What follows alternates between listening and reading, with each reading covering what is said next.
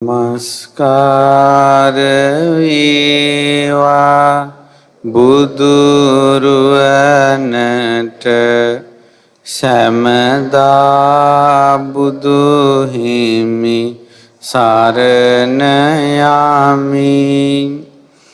නමස්කාර වේවා ධම්රුවනට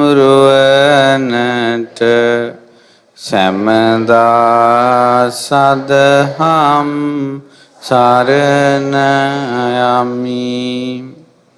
නමස්කාර වේවා සංඝරුවනට සැමදා මහා සංඝ සරණ යමි. නමස්කාර වේවා තුනුරුවනට සැමදා තිසරණ සරණ යමි. සාදු සාදු සාදු.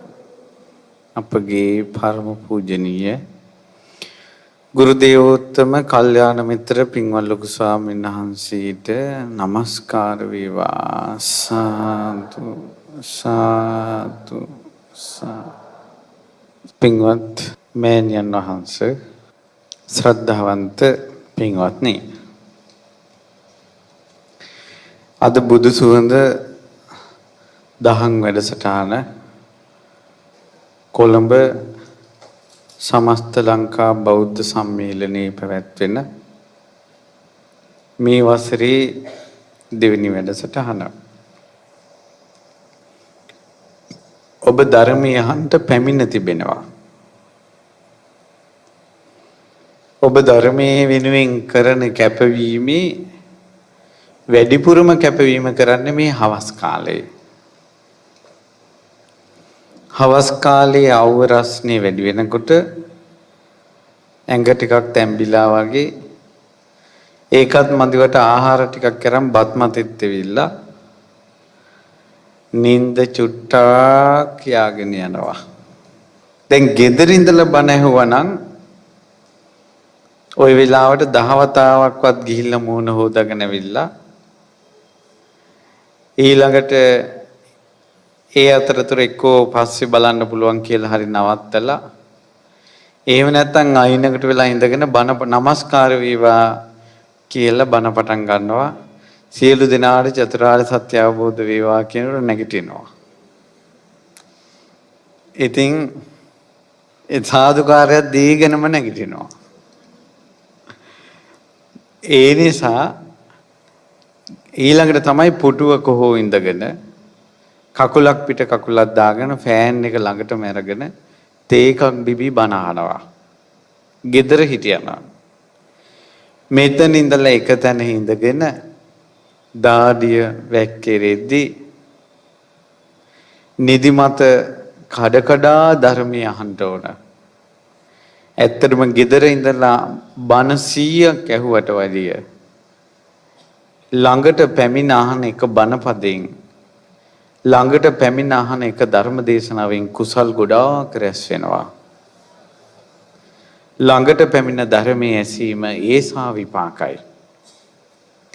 අපිට යම් කාලයක් එනවා ඇවිද කියා ගන්න බැරි, කොහෙටවත් යා ගන්න බැරි දවසක් එනකොට ඔන්න ටීවී එකකින් හරි රේඩියෝ එකකින් හරි බණ අහන එක කමක් නැහැ, යුතුයි. ඇවිද කියා ගන්න පුළුවන්කම තියෙද්දී තමන්ගේ පහසුව තකා එකතැන ගෙවල් වල ඉඳගෙන බණ අහන එකේ ළඟට පැමිණ බණ අහනවා තරම් මහත්ඵල මහනිසංස නැහැ. මෙතන ඉඳලා නිදා ගන්න බෑ, කැමති තැනකට යන්න බෑ. දැන් ගෙදරින්දින් බණ අහින්දින් කෝල් එනවා, ඒවත් උත්සනවා. එතකොට පැය භාගයක් බණ ඉවර වෙලා. ඒ නිසා ඔබ සතුටු වෙන්න ළඟට පැමිණ ධර්මය අහන්න එකේ ආනිසංස වැඩි කියලා. ඉතින් අද හවස් කාලේ කියලා දෙන්නේ අපූර්ව ධම්පරයය. පින්වත්නි සුපිරි චරිත හොයාගන්න නැති තරම්. කාගේ ජීවිතවල යම් විදිහ වලින් වැරදි දෝෂ අඩුපාඩු සිද්ධ වෙලා. ඒතර උදේ කාලේ අපි ධර්ම දේශනාවක් ඉගෙන ගත්තා සූත්‍ර දේශනාවක් සාලීයක සූත්‍රේ.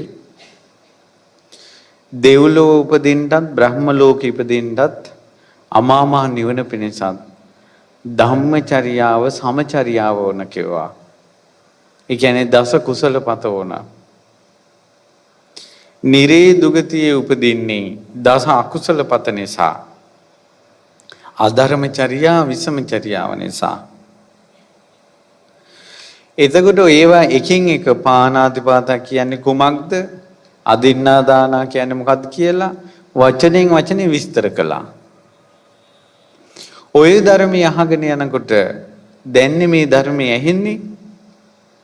ඒ විදිහට අහගෙන යනකොට පෙලංකයට අනේ මං අතින් මෙහෙම වැරදි වෙලා තියෙනවා කියලා අතීතේ තමන්ට ධර්මයේ නොලැබුණ යුගයේ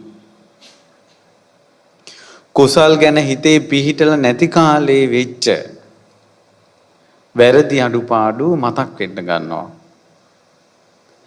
සමහරවිට මේක හිතට දැනුනේ අද නම් මේ පව් කරන්න හොඳ නෑ මේක අපිට සුගතියටත් අන්තරායක් නිවනටත් අන්තරායක් කියලා තේරුණේ අද නම් සමහරට ඊයේ වෙන්න පුළුවන් වැරද්ද වෙලා තියෙන්නේ.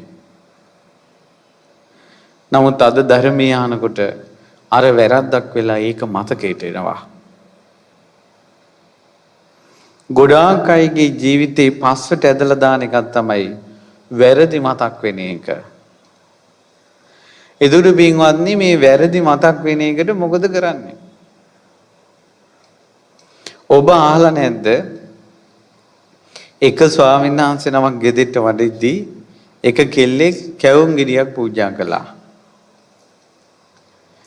නැන්දම් ඇවිල්ලා ඇහුවා යේලිගෙන් මේ කැවුම් ගෙඩියක් තිබ්බ නෑ බං. අනේ ශ්‍රමණයන් වහන්සේ නමක් වැඩියා දුන්නා කිව්වා. උන්දට හාමුදුරුවෝ පෙන්නන්න බැරි චරිතයක්. එහෙනම් මේ ගෙදර ලොක්කි උඹ කියලා ළඟ තිබ්බ මෝල් ගහින් දමලා ගැහුවානේ. අර කෙල්ලගේ ඔළුව පැලුණා. ලෙඩ හැන්දට වැටුණා. කෙන්දිරි ගගා දවස් 2ක් ඉඳලා මැරුණා. හැම වෙලාවෙම කැවුම් මතක් වුණා. හැම වෙලාවෙම කැවුම් මතක් වුණා. පූජා කරපේක දැන් තවතිසාවී දිව්‍යාංගනාවක් අදටත් ඉන්නවා. එක කැවුමක් පූජා කළා. දැන් ඔයාලා කොච්චර කැවුම් පූජා කළා ඇතිද? නමුත් මූණු එල්ලිලා. මූණ කැවුම් ගෙඩිය වගේ වෙලා. මතක තියාගන්න පුංචි පිනක් කරලා හිත හිතා ඉඳලා දිව්‍ය ලෝකෙ ගියා වගේ තමයි පුංචි පවක් කරලා හිත හිතා හිටියොත් අපාය යනවා.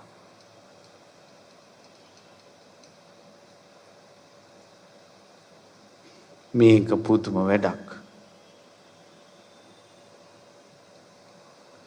දැන් කොහොමද මේකෙන් ගැලවෙන්නේ? තවත් උදාහරණයක්. එක රෙදි මසන්නෙක් හිටියා. ඔහුට ආසාවක් උපන්නා මම මේ මගේ අතින්ම රෙද්දක් වියලා ඒකින් සිවුරක් හදලා සංඝයට දෙන්න ඕන කියලා. ඔන්න රෙද්දක් කපු පුළුන් එකතු කරගෙන නූල් කඩලා රෙද්දක් හදලා කඩ කපලා සිවුර මහලා පාඬු ගහලා ලාස්සනට නවලා සොඳුරු සිවුර මහා සංඝයා විසෙහි පූජා කළා. එකම එක සිවුරයි. සතුටුයි. පුදුම සන්තෝෂයක් හිතේ. ප්‍රීති. තේ සංඝයා දාන වර්ධනකට අර ඉස්සරහට ලස්සන සිවුර තියෙනවා. එතකොට මෙයාට හිතෙනවා මේ සොඳුරු සිවුර දැන් සංඝයා වහන්සේ නමක් පුරවගත්ත ගමන්ම කිලිටි වෙනවා. ඒ වගේ මම මේ සංඝයාට සිවුරක් පූජා කරලා පිරිසිදු කරගත් හිත රාග හිතක් ආවොත් කිලිටි වෙයි. ඒ නිසා මගේ හිත කිලිටි කරගන්න දෙන්නේ නැහැ කියලා හිතුවා. ඒ වෙලාවෙම හිතුවා මං දැන් දරුමල්ල ඉන්න තාත්තා කෙනෙක් මේ. මං අද ඉඳලා බිරිඳ ළඟට යන්නේ නැහැ. දැන් ගෙදර යනවා. ගිහිල්ලා උන වැඩ කටයුතු කරලා රෑ පැදුරක් අරන් වෙනම නිදා ගන්නවා. එයා පැදුර එළුවේ මං කසාවතක් පූජා කරපු කෙනෙක්. මගේ හිත ගොඩාක් පැහැදුනා කරපු පිනට මං තවත් කාන්තාවක් එක්ක ඉඳලා මගේ පින් සිත කිලිටි කරගන්නේ නැහැ. ඒතර පැදුර දැන් බිම එල්ල නිදාගත්තා. ගෑණි කිව්වා මේ මොකද? ඇහුන්නේ වගේ හිටියා. ඒතර මේ ගෑණිගෙන් ඇනුම් පද අහන්නේ සිවුර පූජා කරගත්ත හිත රැකගන්න. දවස් දෙකක් තුනක් යනකොට හම්මෝ මේ ගෑණි කියන ඒවා ගොඩාක් නරක දේවල් කිව්වා. ඒ හැම එකක්ම ඉවසලා ඉන්නේ සිවුර පූජා කරපු පින්සිත කිලිටි කරගන්නේ නැහැ කියලා. ඔහොම කාලයක් යනකොට ගෑණි කිව්වා තෝ ඊට පස්සේ ගොඩාක් තෝ පිරිමියෙක්ද කියලා හොඳටම බැන්නා. බැනලා කිව්වා තෝ හිතන්න එපා අපිට කවුරුත් නැහැ කියලා. අපිට ඕන තරම් වස්තු තියෙනවා දරුවෝ දෙන්නත් තරම් මං යනවා කියලා මිනිහා දාලා ගෑණි ගියා. සිවුර පූජා කරපු එකේ විපින මේ ජීවිතේ විපාක දුන්නද නැද්ද? මේ ජීවිතේම විපාක දුන්නා. දැන් තනියෙන් උයා ගන්න ඕන. දුෂ්කරයිද පහසුයිද? එතකොට මතක් වෙන්නේ මොකද්ද? සිවුර. ලෙඩ වුණා කාලයක් ගිහිල්ලා බෙහෙතක් ගෙනත් දෙන්න කෙනෙක් නැහැ. දුෂ්කරයිද පහසුයිද? මතක් වුණේ මොකද්ද? සිවුර. මං සිවුරක් පූජා කළා. ලෙඩ ඇඳට වැටුණා. එක විදිහට ඉඳලා හැරෙන්න බැරුව මල මුත්‍රා වුණා. ඇඟ කුණු වුණා. පණුව ගැහුවා. මැරුණා. මඬ ගොඩෙන් එළුමක් මතු වුණා වගේ. තව්තිසාවේ ඉපදුණා. තව්තිසාවේ. මෙහි AC room වල hina වෙලා මැරෙනවා. නිරේ උපදිනවා. කුණු ගොඩේ මැරෙනකොට පණුව ගහලා මැරෙනකොට මිනිස්සු කියන්නේ නැති කටවල් තියෙනවනේ. අර ගෑණිට කරපු දේ අප්පා දැක්කනේ මේ ජීවිතේ විපාක දුන්න හැටි කියලා මිනිස්සු කියන්නේ නැති. හැබැයි එක සිවුරක් පූජා කරලා ඔබ සිවුරු ඔබගේ ජීවිතේ කොච්චර අටපිරිකර පූජා කළායිද? ඒ චෛත්‍ය හදලා බෝධි හදලා බණ අහලා අනිත්යට උදව් කරලා කුටි හදලා ගොඩක් පින් ඔබට තියෙනවානේ. ඔබට නොතිබුණ එක සිවුරක් පූජා කරපු මිනිස්සුන්ට තිබ්බ හැකියාව මොකද්ද? පැහැදීමක් නෙවෙයි. සිහි කර කර හිටපු එක. අපිට තියෙන ප්‍රශ්නේ මොකද්ද? පින් සිහි වෙන්නේ නැහැ. හැබැයි නිතර නිතර මතක් වෙනවා මොකද්ද? වැරදිච්ච ඒවා. මගේ අතින් මෙහෙම වුණා මෙහෙම වුණා කියලා නිතර නිතර තමන්ගෙන් වෙච්ච අඩුපාඩු මතක් වෙනවා. හොඳ ඒවා මතක් වෙන්නේ නැහැ. මේක මනුස්ස සංහතියට බලපෑපෝ මහා ශාපයක්. සංසාරේ යන සත්වයාට ශාපයක්.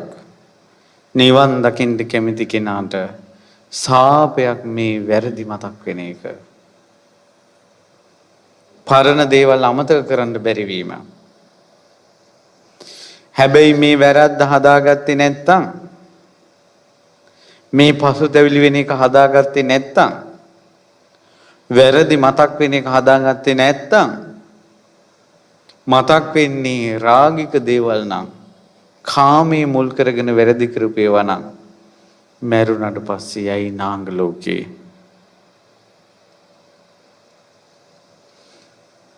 දරණ වැල වෙලාගෙන ඒ මතින් පෙන ගොබේ පුප්පයි. තරහ යන දේවල් නම් මතක් වෙන්නේ. පින අස්සෙන් කෝපේ නම් මතක් වෙන්නේ.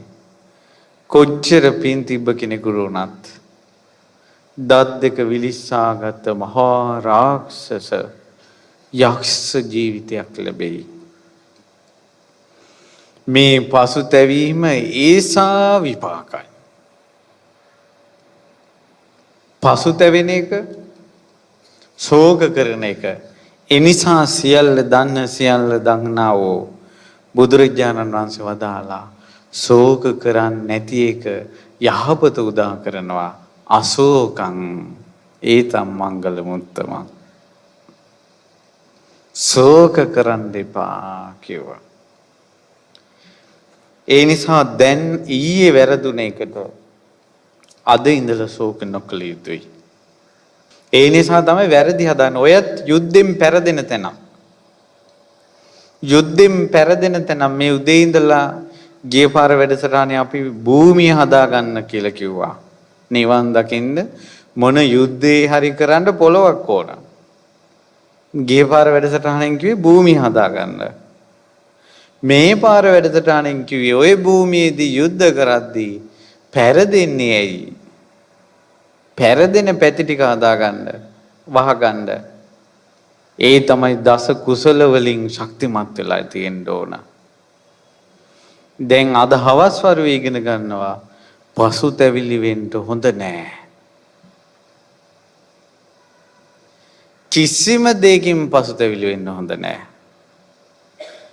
මොන පාපේ කළත් පසුතැවිලි වෙන්න හොඳ නෑ. පසුතැවිලි වෙවි ඉන්නකොට කරපු පව් සිහි කර කර ඉන්නකොට සමහරට කරපු පාපෙට වැඩිය සිහි කරපු එක බලවත් වෙලා මැරිලා නිරේ උපදිනවා. සමහරට පසුතැවිල්ල කියන්නේ පුංචි දෙයක් වෙන්න පුළුවන්. උදාහරණයක් අවුරුදු 20000ක් සිල් රැක්ක ස්වාමීන් වහන්සේ පාරුවකින් එගොඩ වෙනකොට ගහක අත්තක් අල්ලගෙන ඒ අත්තේ කොළයක් කැඩිලා ඒකෙන් හිතලා අයියෝ මගේ සිල් කැඩුනා කියලා හිතා ඉඳලා උරු පාරුව පෙල්ලුණා. උන්වහන්සේ අපවත් වුණා. ඒ ගඟේම නාගයෙක් වෙලා ඉපදුනා. ඒරප්පත්තක නාගයා. අවුරුදු 20000ක් සිල් රැකපු කෙනෙක්. මෙතන ඉන්නවා නම් අවුරුදු 20ක් එක දිගට සිල් රැකපු කෙනෙක් ඉතාමත් සුළුයි. එක්කෙනෙක් දෙන්නෙක් ඇති. අවුරුදු 20ක් එකට දිගට සිල් ගත්ත අය අනිත් ඔක්කොම ඊයේ පෙරේදා ඉඳලා සිල් ගත්ත අය. අවුරුදු 20000ක් සිල් ගත්ත කෙනත් පසුතැවිල්ල නිසා නරක ලෝකයකට ගියා නම් මේ අවුරුදු 60ෙම සිල් ගත්තත් පසුතැවෙන එක අත්හැර ගත්තේ නැත්නම් අනතුරක් තියෙනවා.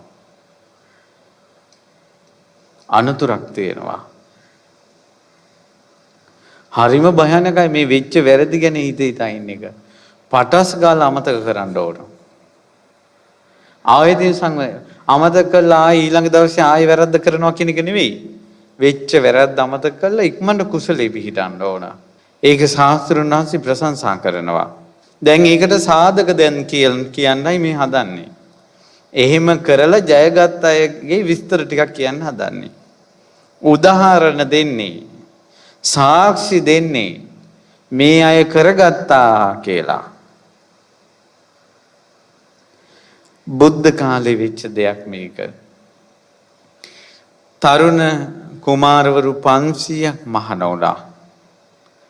මහාන වෙලා උන්වහන්සේලා සිල් ගුණ දන් රැකගෙන ඉන්නකොට දවසක් රාත්‍රී කාලයේදී නරක සිතුවිලි එන්න පටන් ගත්තා හිතට. පින්වතුනි බුද්ධ ශාසනය ගැන පැහැදිලා ඊටමත් ශ්‍රද්ධාවෙන් සෙනෙහවන්තව සීල් රැකගෙන බණ දහම් ඉගෙන ගන්නගෙන යනකොට හිත පහදවගෙන කෙලෙස් දුරු කර කර යනකොට ඒ වාගේ සිල්වතුන්ගේ හිතට නමුත් කිරි හැලියකට කිරි භාජනයකට ගොම බින්දුවක් වැටුණා වගේ නරක සිතිවිලි උපදිනවා. උතුම් අයටත් උපදිනවා. භාග්‍යවතුන් වහන්සේ දිවසින් දැක්කා. හොඳට හිටපු උන්වහන්සේලා ටිකක් මේන්න දැන් ජරා සිතිවිලි ටිකක් හිතට ඇවිල්ලා. පින්වත් ආනන්ද මෙහෙන්ට ආනන්දයන් වහන්සේ වැඩියා. ආනන්ද මේ විහෙරේ ඉන්න සංඝයා රැස් කරගන්න ආනර පැත්තේ ඉන්න. සංඝයා රැස් කළා 509ම වහා සිවුරු පුරවාගෙන ගන්ධ කුටි ඉස්සරහට වැඩියා. ඒ වෙලාවේ තමයි බුදුරජාණන් වහන්සේ මේ දේශනාව වදාළේ. මේ දේශනාවේ නම පානීය ජාතකය. බුදුරජාණන් වහන්සේ වදාළා පින්වත් මහණෙනි කෙලස් කියන එක පුංචි කියලා. කෙලස් කියන ඒවා පුංචි කියලා ඒව හිත හිතා ඒකේ ඉන්න එපා. ගොඩාක් අනතුරුයි භයානකයි කෙලෙස් පුංචි කෙලෙසේ වුණත් හිත හිතා ඉන්න එක. ඒ නිසා පින්වත් මහණෙනි ක්ලේශය අත්හරින්න ක්ලේශය අත්හැරලා සංවේගී උපද්දවගෙන දහම් මඟට ආයෙ හිත ගන්න ඕන. ඉස්සර වෙච්ච දෙයක් කියන්නම් පින්වත් මහණෙනි කියලා. අතීතයේ බ්‍රහ්මදත්ත රජතුමාගේ කාලේ බරණැස් නුවර මේක පින්වත්නි ඔබ හොයන ප්‍රශ්නයකට උත්තරයක් මේ තියෙන්නේ.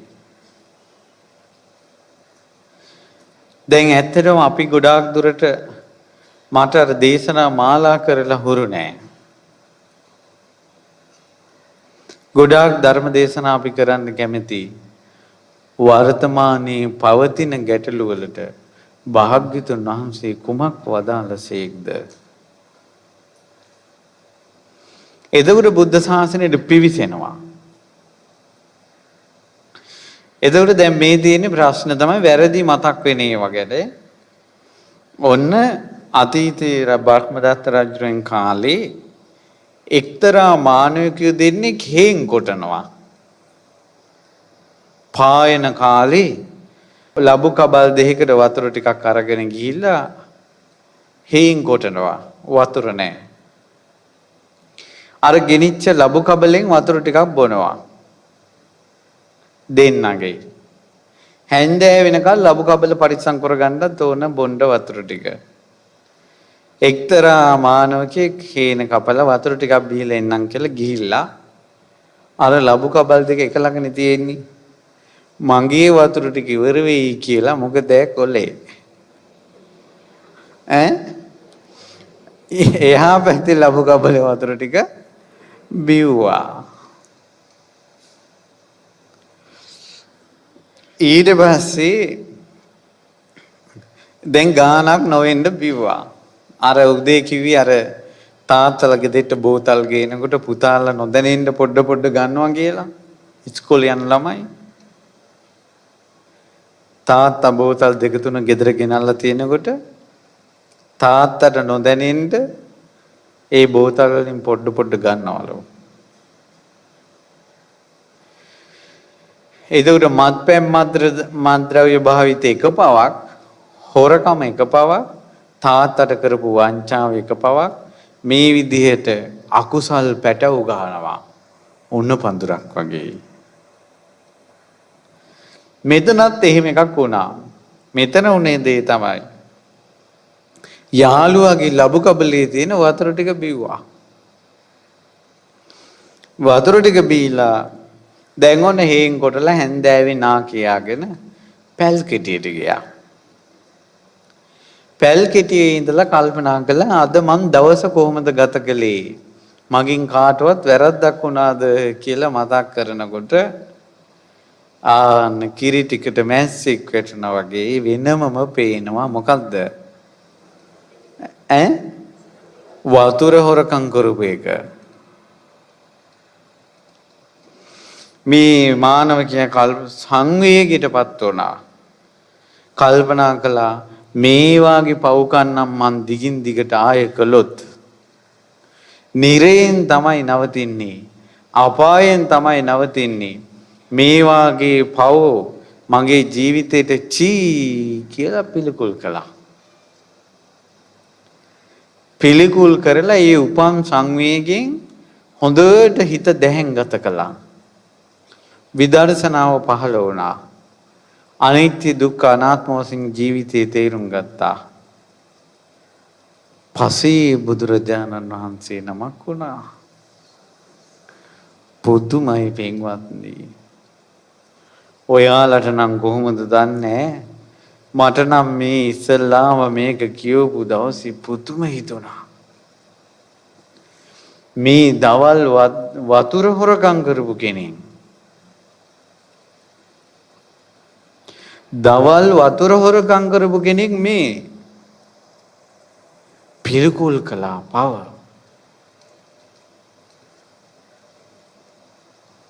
පසේ බුදු කෙනෙක් වුණා. දැන් වතුර හොරකම් කළා මං අද වතුර හොරකම් කළා කියලා ඒක හිත හිතා ඉඳින් මැරුණා නම් කොහෙද උපදින්නේ?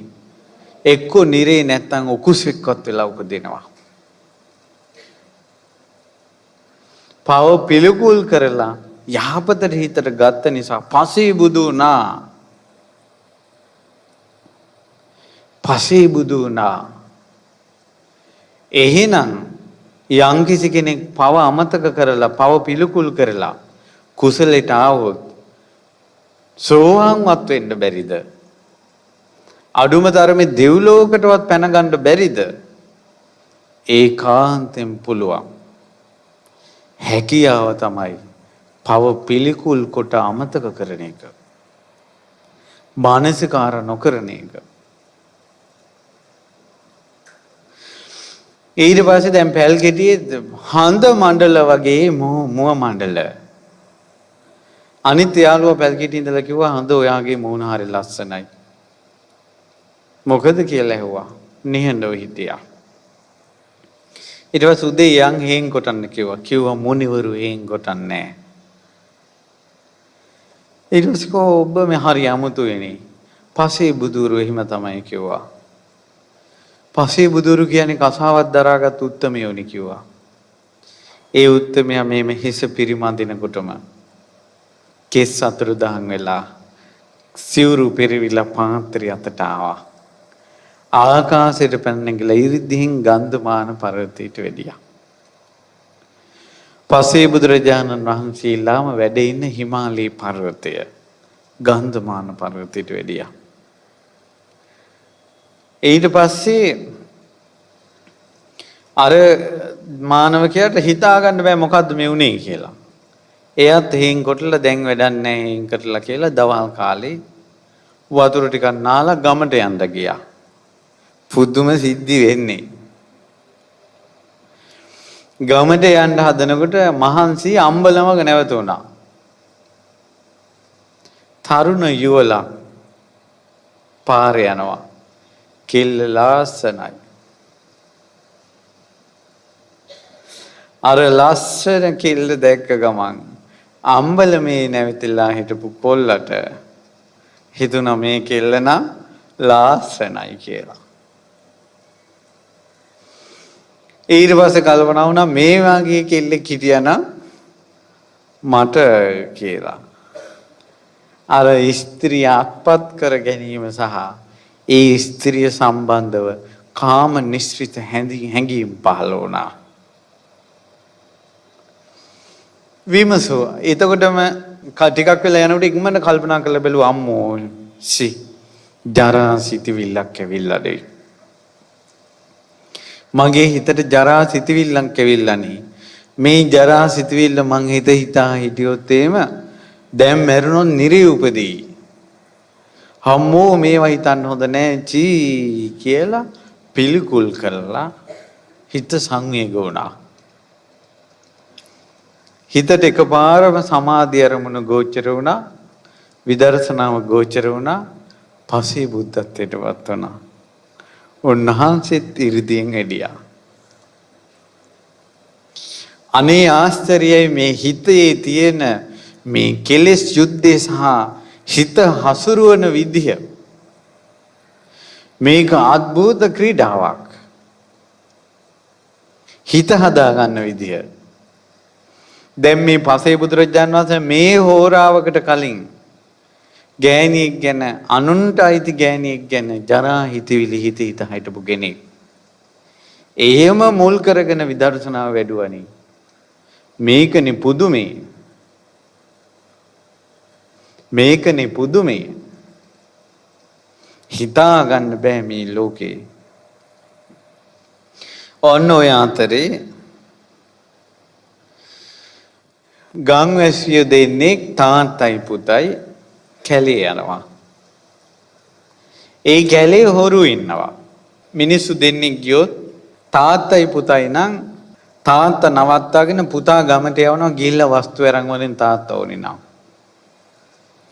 ගුරුවරයයි ශිෂ්‍යයයි ගියොත් එම ගුරුවරයා නවත්තාගෙන ශිෂ්‍යයා යවනවා. ගුරුවරයා ඕනේ නම් ධනිය අරන් වලින්. සහෝදරයෝ දෙන්නේ ගියොත් එහෙම වැඩිමාල් කෙනා තියාගෙන බාල කෙනා බාල කෙනා තියාගෙන වැඩිමාල් කෙනා යවනවා. වස්තු හොයාගෙන වරෙන් මේක බේර ගන්න ඕනේ නම්. අර තාත්තයි පුතයි ওই කැලේට ගොඩ වුණා. ගොඩ වෙලා කිව්වා මේ කැලේ මෙහෙම ඉන්නවා හොරු. ඒ නිසා අපි බැරි වෙලාවත් අහු වුණොත් එහෙම උඹ කියාපන් අඳුරන්නේ නැහැ කියලා. ඕන දැන් කැලේට ඇතුල් වුණා. හොරු ටික වට කළා. චීපියවද අපි කවුද කියලා. ඊට පස්සේ කිව්වා අනේ කවදාවත් නම් දැකලා නැහැ. මොකද්ද කිව්වේ දැන්? බොරුවක්. පචයක් හැලුවා. ඕන දෙකක් කනට දීලා ඵලයෝ කියලා පෙන්නවා දැන් දෙන්න. ආවා. පුතා කැලෙන් එළියට ඇවිල්ලා මහන්සියට නිදා ගන්න ගිහිල්ලා බැලුවා මගෙන් වෙලා තියෙන වැරදි මොනවද? අද දවස කොහොමද ගත වුනේ කියලා. පේනව වෙනම බොරුවක් කියපු එක. හම්මෝ මෙහෙම බොරු කියලා නම් අපායේ තමයි ඉපදෙන්න වෙන්නේ. නිරේ තමයි ඉපදෙන්න වෙන්නේ. හොඳක් නම් වෙන්නේ මේ විදිහට පව් කරන්න ගියොත් කියලා. චී කියලා පව පිළිකුල් වුණා. අවංකව වෙන්න ඕන චී කියන එක. අප්පිරියාව පිළිකුල් බව අවංක වෙන්න ඕන. එපා වෙන එක. ඊට පස්සේ එයාගේ හිතත් සමාධිමත් වුණා. විදර්ශනාවට නැමුණා. ඔහුද පසේ බුදු වුණා. අපූරුයි. අපූරුයි. ඉතින් ඒ නිසා ඊට පස්සේ ඔන්න එක ගමක ගම්මුලාන්දෑනියෙක් ඉන්නවා. ගමේ මිනිස්සු යාග හෝම කාලයක් ආවා. ඒ යාග හෝම කාලේ ගමේ මිනිස්සු ඇවිල්ලා ගම් ප්‍රධානියාගෙන් ඇහුවා අපි යාග හෝම කරන්න. උඹලා කලින් කරපු විදිහට කරපල්ලා කිව්වා. මේ සත්තු මැරුවා මැරිල්ලක්.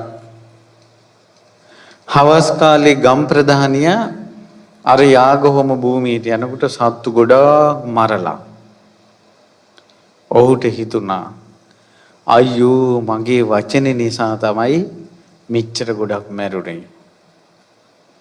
දැන් මෙයා ප්‍රාණඝාතයට සම්බන්ධයිනේ. ඒ නිසා අයියෝ මේ මගේ වචනේ නිසා මෙච්චර ගොඩක් මැරුණේ. චී මට නම් මේ පව් කන්දරාව එපා. මම නිරේ උපදී. ඉපදිලා මේ ඔක්කොම කර්ම මට ගෙවන්න වෙයි. ආයමත් මේ පව් ජීවිත නම් මට එපා කියලා පව පිළිකුල් කළා. ඔහුගේද හිත සමාධිමත් වුණා. ඔහුටද විදර්ශනාව පහළ වුණා. ඔහුද පසේ බුදු වුණා. ඔහු දාකාසින් ඒ උත්තමයා දාකාසින් නන්ද මූලක පර්වතයට වැඩියා. තව තියෙනවා. ඔන්න ගම් ප්‍රධානියෙක් ඉන්නවා. ඒ ගමේ උත්සවයක් ආවා. ඒ කාලෙට බීලා නටනවා. ගම් ප්‍රධානියාගෙන් ඇහුවා අපි මේ කාලේ උත්සව සමරනවා. හොඳයි කලින් විදිහට හොඳට උත්සව සමරපල්ලා කිව්වා. අගේට සමරන්න ඕන කිව්වා.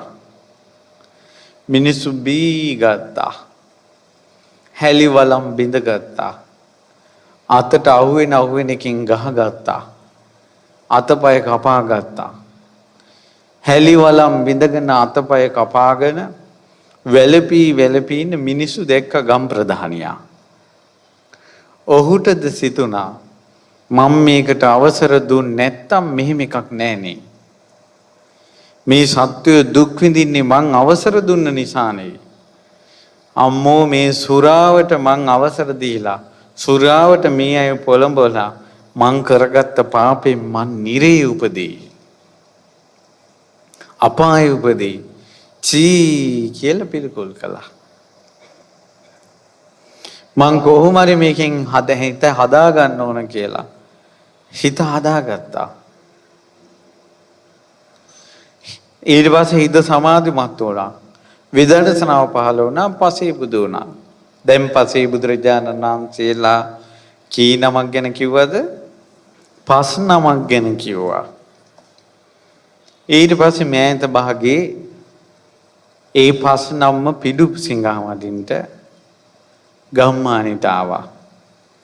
නගර ద్వාරයෙන් පින්නපාත වඩින උට රටේ රජුරෝ සිරිමැදුරු කෞරවේ ඉඳලා දැක්කා. ආරාධනා කළා ධර්මයේ මේ දානි වළඳන්න. පසේ බුදුරජාණන් වහන්සේලා 5 නම්ම මේ දානි වළඳන්න වැඩියා. දානි පූජා කළා. වැඳලා ඇහුවා ඔබ වහන්සේලා පැවිදි වුණේ කොහොමද? ඇයි ඒ කාලේට පැවිද්ද දුර්ලභයිනේ. පසේ බුදුරුන්ගේ යුගයේනේ. ඔබ වහන්සේලා පැවිදි වුණේ කොහොමද කියලා ඇහුවා. පළවෙනි පසේ බුදුරජාණන් වහන්සේ වදාලා මහරජතුමනි මම එකකුහා මිත්‍ර විමි. මම ඒ මිත්‍රයාගේ නුදුම් පැම් බිව්වෙමි. මවිසින් කරන ලද එම පාපය පසුව පිළිකුල් කෙලෙමි. නැවත පව් නොකරමි අදිෂ්ඨාන කර එම නිසා මම පැවිදි වූයෙමි. හොඳට මේ කරුණ ටික හිතට ගන්න. පවක් වුණා, ඒ පාපේ පිළිකුල් කළා, ආය මම කරන්නේ කියන අදිෂ්ඨානෙන් උතුම් ජීවිතයකට ආවා. පසේ බුදුත් වුණා නම් මඟඵල ලබන්නට කොහොමදත් පුළුවන්. සුගති යෑම ගැන කවර කතාවද? ඒ නිසා පව් පිළිකුල් කරලා නැවත ඒ නොකරමි කියලා හිතාගෙන හොඳ මාර්ගයට ආවොත් ඔහුට කලින් කරපු පාපේ ඉස්සරහට එන්නේ නැහැ. එන්නේ නැත්තේ ඔහු වැරද්දෙන් මිදීම එච්චර බලවත්. පැහැදිලි නේද? ඊට පස්සේ තියෙනවා අනිත් පසේ බුදුරජාණන් වහන්සේ වදාලා අනෙකෙකුගේ බිරිඳ දැක ඇය කෙරෙහි මට ඇල්මක් උපනේ. මවිසින් කරන ලදී පාපය පසුව පිළිකුල් කෙරිමි. නැවත පව් නොකරමි අදිෂ්ඨාන කර ඒහින් මම පැවිදි වීමි. ඇත්තටම මහාන වෙනවා නම් කොච්චර අරමුණුදනේ? කොච්චර අරමුණුද මහාන වෙනවා නම්? හැබැයි අද කාලේ මහාන වෙන්නේ නැත්තේ කට්ටිය අපේ අද කාලයට මේ මෙහෙම නරක හිතවිලි සිතවිල්ලක්වත් එන්නේ නැතුව ඇති. ඔව් එන්නේ. නරක දේවල් පාපේ සිටවිලි එන්නේ නැහැ. ඒ නිසා ඒවා පිළිකුල් කළා ආය අලුතෙන් මහාන වෙන්න දෙයක් නැහැ. කොච්චර හොඳද? තුන්වෙනි කෙනා කියනවා පසේ බුදුරජාන් වහන්සේ මහරජතුමනි මගේ පියා වනහි සොරුන් අල්ලා ගත්තේය. ඔවුන් විසින් විමසන ලද මම දැන දැනම වෙනත් අයුරකින් ඔවුන්ට විස්තර කෙලිමි. මම විසින් කරන ලද ඒ පාපය පසුව පිළිකුල් කෙලිමි. නැවත පව් නොකරමි අදිෂ්ඨාන කර ඒහින් මම පැවිදි වෙමි. හතරවෙනි කෙනා සෝම යාගයේ එළඹ සිටි කල්ලි පරපණ නැසීම කෙලෙමු. මම ඔවුන් අනුදත්තෙමි. නැවත එම පව නොකරමි මම පැවිදි වූයෙමි. පස්වෙනි පසේ බුදුරජාණන් වහන්සේ දේශනා කරනවා පළමුව අප ගමෙහි රහ මෙර මිහිරි පානයකයි පානය කරන්න වූවහුද බොහෝ වූ ඔවුන්ගේ අවැඩ පිණිස වූ මත්පැන් පානය කරවුව. මම ඔවුන් අනුදත්තෙමි. නැවත එම පව නොකරමි මම පැවිදි වූයෙමි. මේ විදියට විස්තර කියලා උන්වහන්සේලා පාත්‍රයන් ආකාශින් ගියා. උන්වහන්සේලා වැඩියට පස්සේ රජ්ජුරුවන්ට හිතුණා මෙහෙම දේවලුත් පිළිකුල් කරලා මහාන වුණා නම් අන්තපුරයක් පිරිවරාගෙන නඩු හබවලට තීන්දුව දීගෙන ඉන්න රජ්ජුරුවෝ කොච්චර පව් පිළිකුල් කරන්න ඕනේද කියලා කල්පනාවෙන් රජ්ජුරුවෝ මේ ඉන්නවා මාලිගාවට වෙලා. එන්නකොට රජතුමාගේ හිත ටික මෙවලා සමාධිමත් වුණා, ධ්‍යාන ඇති වුණා. වෙනදා හවසට මහබිසෝගේ මාලිගාවට රජ්ජුරුවෝ එනවා. අද රජ්ජුරුවෝ නෑ එන්නේ. අද මහබිසව ළඟට එන්න දවස. අද එන්නේ නැහැ.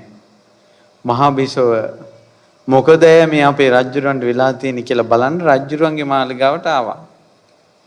එනකොට මහරජුරෝ අර සමාධිය උපද්දවගෙනනේ රජුරෝ කිය ඉනවා මම කාම සම්පත් සේවනය කරන්නේ ධ්‍යාන සෝයේ වැනි වූ සැපතක් නොලදෙමි. දුගඳ වූ පසමිතුරන් නැමැති බොහෝ කටු ඇති මහත් වූ කාමයට නින්දා වේවා. කාමේ නැමැති හතුරන්ට නින්දා වේවා කිය ඉන්නවා. චී මෙහෙව කාම ලෝකයක් නම් එපා. මේ කාම ලෝකෙට ආස නිසානේ මට ධානය ලබන්න බැරි වුනේ. සමාධිය ලබන්න බැරි වුනේ. ඒ නිසා මේ කාමයට නින්දා වේවා කිය ඉන්නකොට බිසව එනවා. බිසවට ඇහුණා. බිසව දැක්ක දවල් කාලේ රජුරෝ පසේ බුදුරජාණන් වහන්සේලාත් එක්ක අමුතු කතාවක ඉන්නවා. දෙමුත් රජුරෝ මොනවදෝ කියනවා. බිසව කල්පනා කළා රජුරවන්න කාම සැපේ ඇති කරවන්න ඕන හිතේ කියලා. කියනවා කාමයෝ සැප ඇත්තෝය. මහත් වූ ආස්වාද ඇත්තෝය.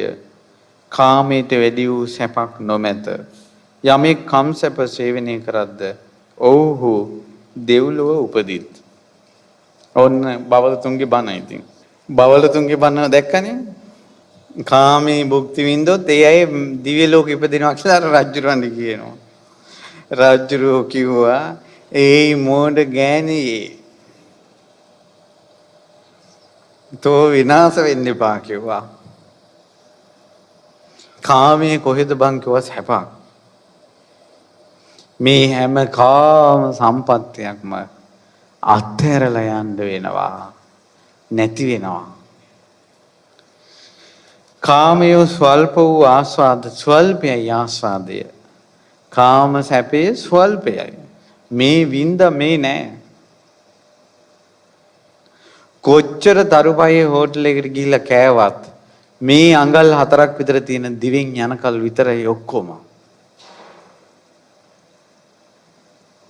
ඊට පස්සේ ගිහිල්ලා ඉක්මනට දොරවල් වහගෙන අර කාපු ටික කාටවත් නොපෙනෙන්න තමන්ගේ නහයත් වහගෙන බැහැර කරනවා. එතකොට කාටවත් පේන්න දෙන්නේ නැහැ. කාම.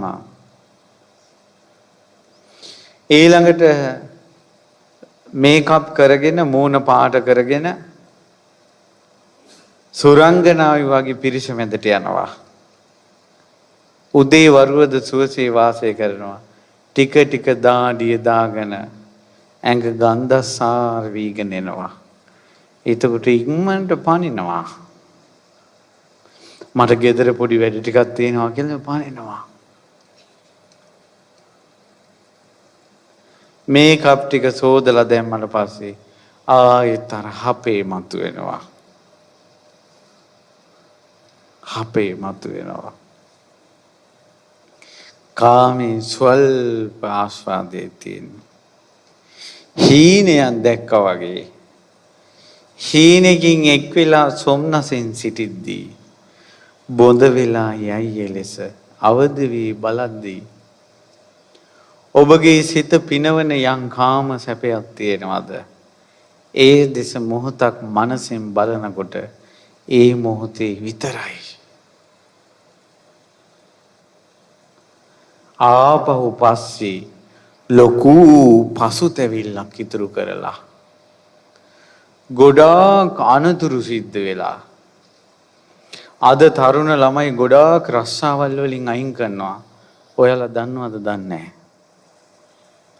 ගොඩාක් කම්පැනි වලින් තරුණ ළමයි රස්සාවලින් අයින් කරනවා.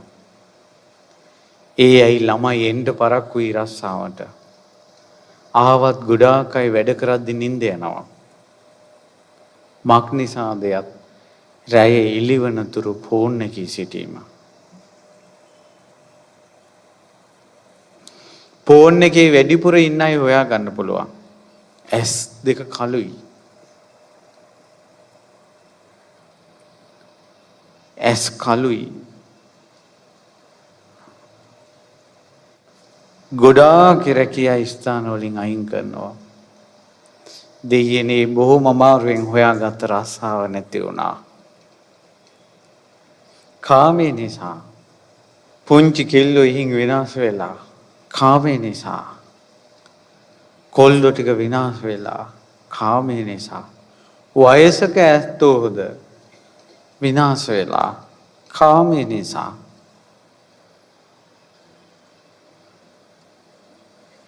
කාමයන්ට වැඩි වූ දුකක් නැත. යමෙක් කාමයන් ඇසුරු කරද්ද ඔහු නිරේ උපදිත්. රෑ එළි වෙනකල් ඔය ගෑනු දිහා ෆෝන් වලින් බල බලා ඉඳලා ඔය වෙලාවෙ මැරුණොත්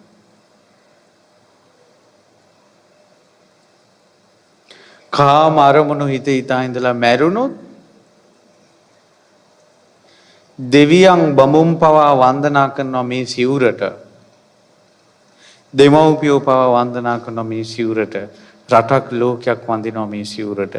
සිවුරක් ලබා ගන්න එක ලේසි නෑ. එච්චර උතුම් චීවරේ.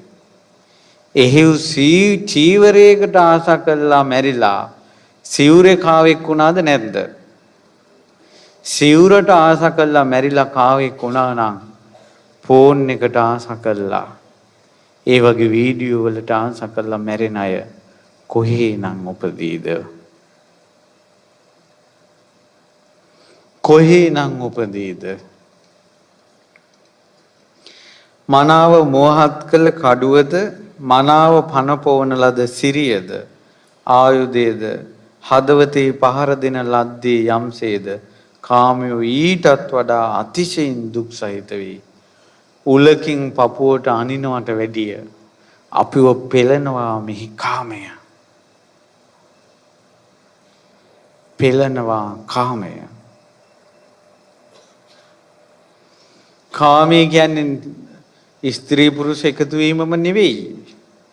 ඉඩකඩම් වල තියෙන ආශාව, දරුවන්ට තියෙන ආශාව, දරුව මතක් වෙද්දී පපුව පිච්චෙන එක, ඉඩකඩම් මතක් වෙද්දී පිච්චෙන එක, තමන් හම්බ කරපු ධනෙ අනිත්‍යයෙන් විනාශ කළා කියලා සීකර කර ඉන්න එක, අපේ වස්තුව නැසුණා කියලා සීකරන එක, අපිට මේ වාගේ අරුන් හදිහුනියම් කළා කියලා සීකරන එක, මේ ඔක්කොම කාමයේ නිසා. ඊට පස්සේ පුරුෂයෙකුගේ ප්‍රමාණයටත් වඩා වැඩි. දැන් බලන්නකො කාමයේ කියන එක පපුවට උලකින් අයින්නවා වගේ සමාධිය උපද්දව ගත්ත කෙනාට පේනවා.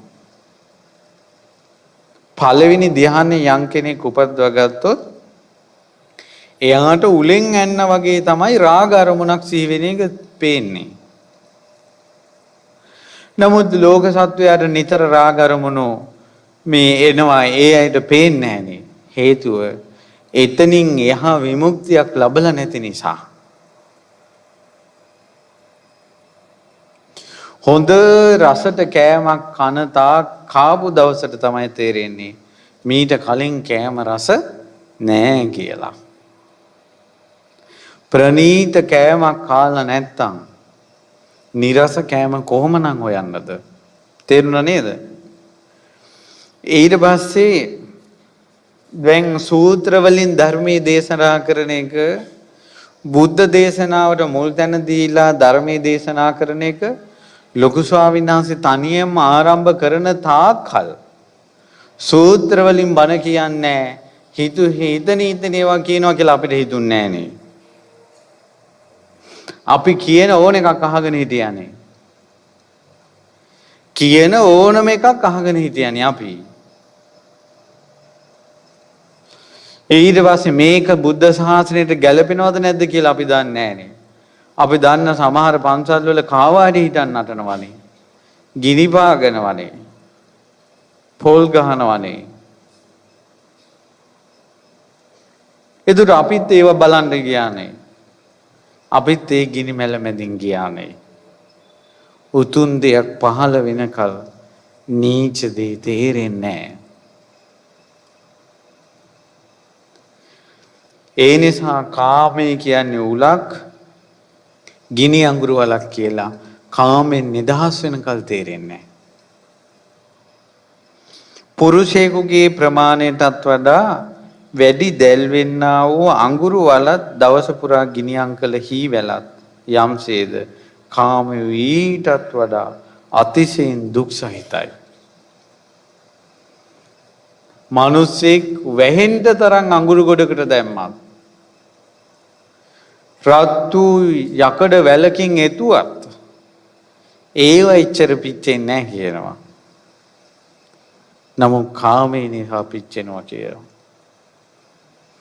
පින්වත්නි මෙතන ඉන්න තරුණ දරුවන්ට අනාගතය ආරංචි වෙයි.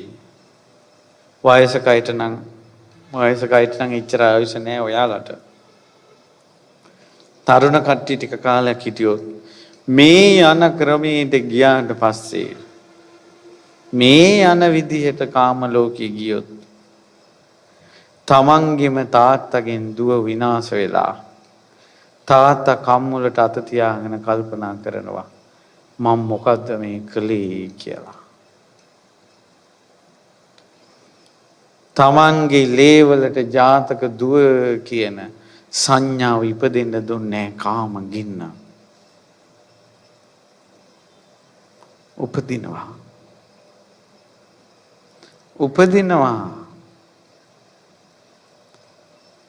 මේ වගේ ගැලවිලා පව් පිළිකුල් කළා යන දවස කවදාද අපේ සිත් තුළ උපදින්නේ? අකුසල් පිළිකුල් කරලා මේ හිත අකුසල් වලින් බැහැර කරලා මේ පිරිසුදු මාවතේ ගමන් කරන්නේ කවද්ද? හලාහල විස යම්සේද අතිශයින් රත් කළ තෙල් යම්සේද උණු කරන ලද තඹ මෙන්ද ඊටත් වඩා කාමයෝ අතිශයින් දුක් සහිතයි. තඹ උණු කරන තැන් වලට යන්න බලන්න. දවසක් තිස්සේ රත් කරපු තෙල් නටන විදිහ හිතන්න. ඊටත් වඩා කාමයෝ. හේතුව ඒ කාම ආසාව නිසා ලෝධිය හැලිවලට වැටෙනවා නිරේ ගිහිල්ලා. ලෝධිය හැලිවලට බිරිඳ ස්වාමියාද දරුවෝද අතහැර අන් පිරිමි සමග යන්නේ සල්ලාලකම් කරන්නේ කාමයේ නිසා. මේ පුංචි කෙල්ලෝ රස්සාවල් වලට ගිහිල්ලා ඔය ඇඟ මෙරිකන තැන්වල ඉඳලා එනේ මිනිස්සුන්ගේ ඇඟවල් මෙරිකා ඉන්නේ කාමයේ නිසා. ස්ත්‍රී ජීවිතයේ යම් පිරිසුදු බවක් ඇද්ද? පවිත්‍ර භාවයක් ඇද්ද? ඒ වෙන්දේසි කරන්නේ කාමය නිසා.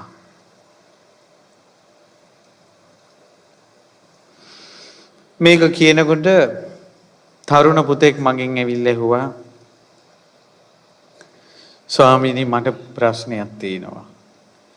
මං ඇහුවා මොකක්ද කියලා. ස්වාමීනි මං තවම ගෑනු ළමෙක් එක්ක යාළු වෙලා නැහැ.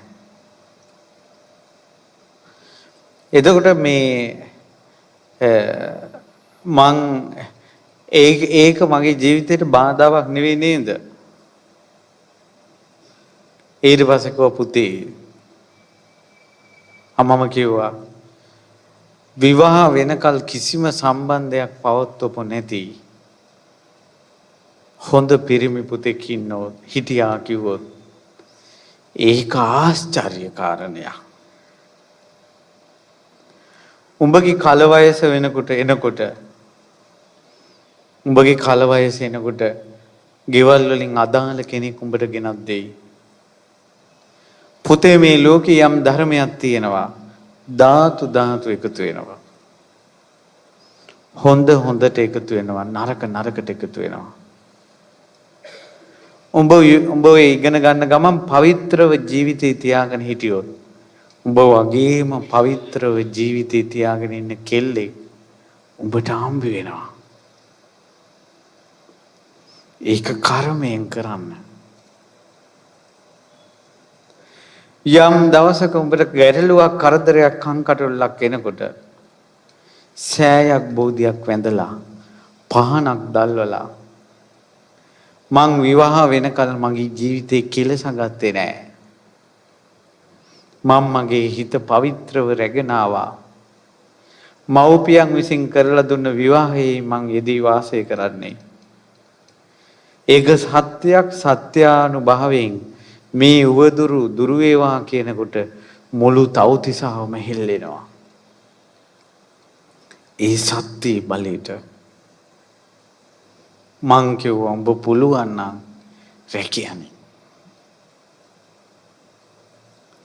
උඹ පුළුවන් නම් රැකියන්නේ. එච්චරටම ලෝකය වෙනස් වෙලා.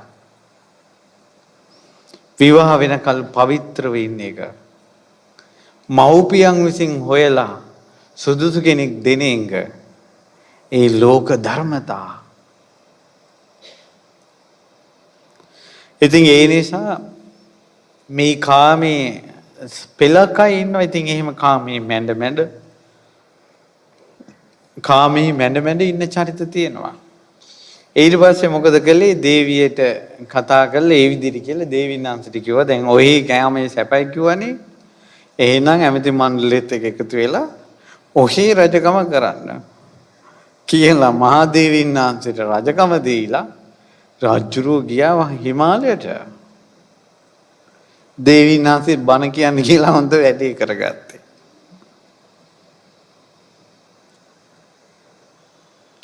පසේ බුදුවරු පිරිනවම් පෑවා.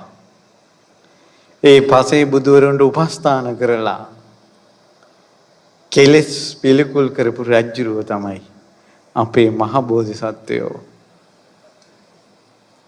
හොඳයි නමුත් බණපද අහගත් දෙවියන්හන්සේ තමයි යසෝදරා. දැන් සංසාරේ අර වාගේ යන්න හදනකොට මොනවත් කියලා මට්ටු වුණ යසෝදරා මේ ජීවිතේ නම් වචනයක් කියන්නේ ආය. මේ ජීවිතේ නම් වචනයක් කියන්නේ ආය. ඉතින් පින්වත්නි කියන්න ගියේ පිළිකුල් කරන එක. පාපේ පිළිකුල් කරන එක අවශ්‍යයි. නරක හිත් එන්න පුළුවන්. සුපිරි චරිත අඩුයි. නෑම කියන්නේ ඉන්නවා. අතිශයින් අඩුයි. ඒ නිසා සියලු බොහෝ සමස්තයකට අඩුපාඩුකම් දෝෂ තියෙනවා. ඒ නිසා ඒ වගේ හිත්වල ඒ ඇති වෙන අකුසල් සිතෙන් කයෙන් වචනෙන් විච්ච වැරදි වලට ගරහා කුසල් වඩන්න ඕන. වරදින් මිදුන බවට සාධක හදා ගන්න ඕන. ඊළඟට වරදින් අත් මිදින පින්කම් කර ගන්න ඕන. කුසල් කරගන්න ඕන. ඊළඟට මෙතෙක් කරගන්න බැරි පින් ටික වහවහ රැස් කරගන්න අප්‍රමාදී වෙන්න ඕන. අන් අයගේ ප්‍රශංසාව බලාපොරොත්තු වෙන්න එපා. මේ දහම් මාර්ගයේ යනකොට ගොඩාක් නිന്ദා, කරදර, ලෙඩ දුක් එන්න ගන්නවා. ඒ හේතුව තමයි මේ කුසලයෙන් අකුසලයේ ගෙවා දානකොට නිරේවල් වල විපාක දෙන්න තියෙන කර්ම මේ ජීවිතේදීම එනවා. එතකොට නැති බැනුම් එනවා. අභූත චෝදනා එනවා. නැති ප්‍රශ්න එනවා. නැති බංගස්ථාන වෙනවා. ලෙඩ රෝග එනවා. කෝටියක් කරදර. ඒ සියල්ලටම මුහුණ දෙන අදහසින් ඒ සියල්ලටම මුහුණ දෙදී අමාරුවෙන් නමුත් කුසල් මාවත හදා ගන්න වෙනවා. යුද්ධයට යන්න වෙනවා. ඉතින් ඒ නිසා පින්වත්නි මේ යුද්ධයට ගිහිල්ලා යුද්ධෙන් ජයගත්ත කෙනෙක් අකුසල් දුරු කරපු කෙනෙක් ඒ අයගේ චරිත තමයි ටිකක් කිව්වේ. පින්වත්නි මේ කතාව දේශනා කරනකොට බුදුරජාණන් වහන්සේ අර නරක ජරා සිටිවිලි ඉපදිලා කුටිවලට වෙලා හිටපු හාමුදුරුවෝ 500ම අරහත්වයටපත් වුණා. රහත් වුණා පින්වත්නි. අනේ මගේ බුදුරජාණන් වහන්සේ කොයි තරම් ලෝකෙට අනුකම්පාද. ඒතකොට ඒ ඇත්තෝ රහත් උනේ ජාතක කතාවකින්. ජාතක කතාවකින් කොච්චර දේවල් ගන්න තියෙනවද මේ ජාතක කතාවකම. ඒකයි මෙච්චර දේවල් ජීවිතේ හදාගන්න තියෙද්දි පඬිත ඉන්නවා ආච්චිලා. ආන්දුරනේ නිවන ගැන කියන්න ජාතක කතා කියන්න එපා. අපිට පොත් වලින් බලන්න පුළුවන්. පොත් වලින් අපිට කියවන්න පුළුවන්. අදාළ අර්ථ ඉස්මතු කරන්නේ කල්යාණ මිත්‍රයෝ. අදාළ අර්ථ ඉස්මතු කරන්නේ ජාතකේ. මේකේ තව කොච්චර සත්‍තිස් බෝධිපාර්ශ්වික ධර්ම වැඩින ගුණ මේ කතාවේ තියෙනවා. සතිපට්ඨානයේ වැඩෙන ගුණ, ආර්ය අෂ්ටාංග මාර්ගයේ වැඩෙන ගුණ මේ ජාතක කතාවේ තියෙනවා. නොයසේනම් කෙසේද රහත් උනේ? මේ කතාව අහනකොට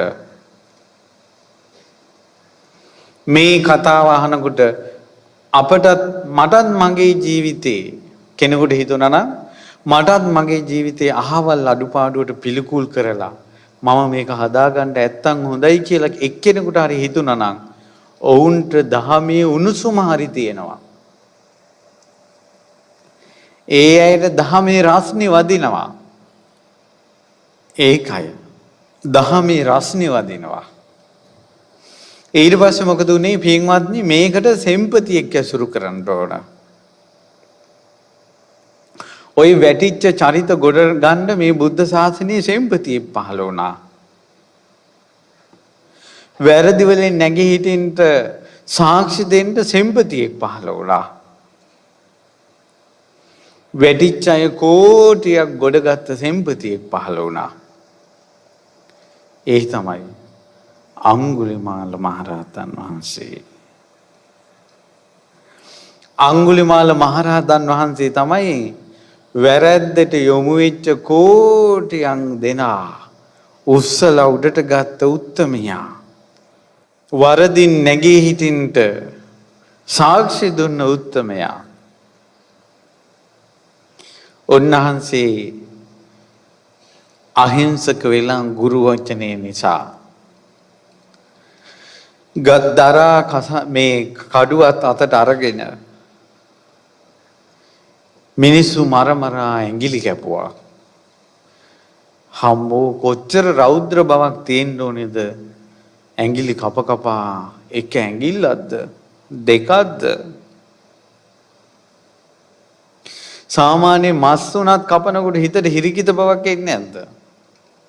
මස් කපනකොටත් හිතට හිරිකිතක් එනවනේ අප්පා මේ කඩෙන් ගෙන ආපු මස් කපනකොට. කඩෙන් ගෙනාව මැරිච්ච මාළු කපනකොට හිතට මොකද්ද එකක් එනවනේ. බිත්තරයක් කඩනකොට මොකද්ද එකක් හිතට හිතෙනවනේ. එහෙව් එකේ කඩුවකින් මිනිස්සු කප කපා යනකොට එහෙම හිතක්. එහෙම හිතක් දමනය කළානේ මේ බුද්ධ ශාසනය. ඊට පස්සේ බුදුරජාණන් වහන්සේගේ පිටිපස්සේ කඩුවක් අමෝරාගෙන 3 යොදුනක් දිව්වා කිලෝමීටර 30ක්. ඒ අකුසල ඔක්කොම බැහැර කරලා අමතක කළානේ අප්පා. ඒ නිසා අකුසල් අමතක කරපු පෙර වැරදි අමතක කරපු මෙහෙම මුනිවරයෙක් නැහැ අඟුලිමාලයන් වහන්සේ තරම්. සරණ යන්න. ඒ උත්තමයාගේ නම හිතින් නිතර කියන්න. ඒ උත්තමයාගේ ශ්‍රී නාමයට පහනක් දල්වන්න. ඒ උත්තමයාගේ ශ්‍රී නාමයට නිල් පාට මලක් පූජා කරන්න. ඊට පස්සේ උන්වහන්සේ මහාන වෙලා උන්වහන්සේ වඩිනකොට අහකට ගහන ගල් ඇවිල්ලා ඇඟේ වදිනවා. මං බණ පොතේ අටුවාවෙන් බැලුවා කොච්චර දුරද වදින්නේ කියලා. දක්ෂ දුනුවායෙක් ඊතලයක් අරගෙන විදිනවා. එතකොට ඒ ඊතලේ වැටෙන දුරක් තියෙනවානේ විදපු තැන ඉඳලා. එච්චර දුර ඇතුළත ගහන ගල ඇවිල්ලා අඟුලිමාලයන් වහන්සේගේ ඇඟේ වදිනවා. හම්බෝ ගහපු අය දන්නේ නැහැ මේ ගල ගිහිලා කොහෙද වදින්නේ කියලා. අනේ මගේ අඟුලිමාලයන් වහන්සේ හිස උස්සලා නෙවෙයි බලන්නේ. අනේ මගේ අඟුලිමාලයන් වහන්සේ මේ හිසට වැදිච්ච ගල් පාරෙන් ගල බිමට වැටිලා ලේ ටික වැදුනොත් කොහෙන්ද වැදුනේ කියලා නෙවෙයි බලන්නේ. දවසින් දවස අලුත් පාත්‍ර අතට ගනිද්දී අනේ ගෙල් පහකින් දානෙන්දි පහක් වැටිද්දිලා පාත්‍රයට ඒ පාත්‍රයට අහ කියන ගලක් වැටුණාට පස්සේ බත් ටික වැලි ටිකක් කිහිරුවා වගේ බිම විසිරිලා යද්දී අනේ මගේ අඟුලිමාලයන් වහන්සේ අද දවසට දානේ කොහින්ද කියලා හිතුවේ නෑනේ අප්පා.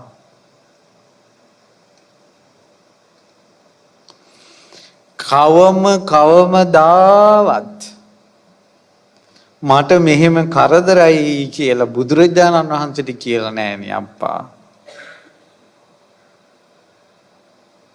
කවදාවත් කියලා නෑ ගිහිල්ලා බුදුරජාණන් වහන්සේට මට මේ අහ කියන ගල් වැදෙනවා කියලා.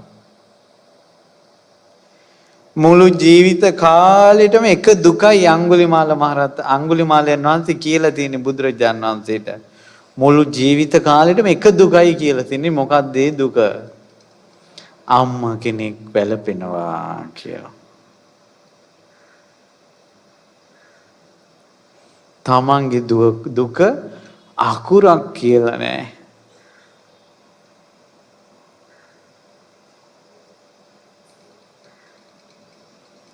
අකුරක් කියලා නෑ. උන්වහන්සේගේ උදානේ තියෙනවා ගාථා. ඒක ගාථාවක නෑ Tamanට වෙන අසාධාරණ කන් දෙක එකක් නෑ. උන්වහන්සේ කියනවා ඉස්සර මම අහිංසක විද්දින් තමයි අඟුලිමාල කිව්වේ. ඉස්සර නම අහිංසක. නමුත් අඟුලිමාල කිව්වා. නමුත් දැන් ඇත්තටම දැන් තමයි අහිංසක. නමුත් ඇත්තටම දැන් තමයි මිනිස්සු කියන්නේ අඟුලිමාල කියලා. බලන්න අපේ ජීවිතය ආපස්සට හැරිලා වැඩිපුරම දුක් කියලා තියන්නේ අනිත් අයගේවද අපේවද? අපේ දුක ලෝකෙට කියලා. අන් අයගේ දුකට පිහිට වෙච්ච ඒවා අඩුයි. තමන්ගේ දුක ලෝකෙට මිනිසයාට කියනවා. බැඳ දා ඉඳලා මිනිහට තමන්ගේ දුක කියනවා. මිනිහාට නම් නෙවෙයි ඒවා තේරෙන්නේ. කම්මලේ බල්ලාට අර මොකද්ද සද්දේ වගේ. තමන්ගේ දුක අම්මයි තාත්තට කියනවා, නැන්ද මාමලාට කියනවා, සහෝදරයන්ට කියනවා, දරුවන්ට කියනවා. මොනවද ලැබුණ විසඳුම්? කියලා වචනවල දියාරු කොල්ල යවුවා. අපි පුරුදු වෙලා තියෙන දුක ඇතුලේ හංගා ගන්න නෙවෙයි. දුක වචන වලින් දියාරු කරන්න.